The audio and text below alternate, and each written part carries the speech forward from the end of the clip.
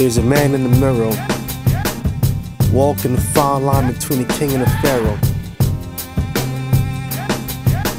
Show him his true colors. All he sees is a palette of bright and dull people who only appear to be here for a few seasons, but what is the reason?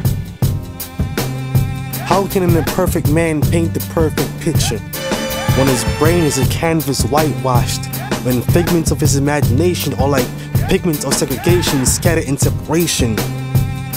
50 shades of gray, 1,000 shades of black. Any hints of the tints of reds are clues of blues that reveal he's dead. He hears voices in his head.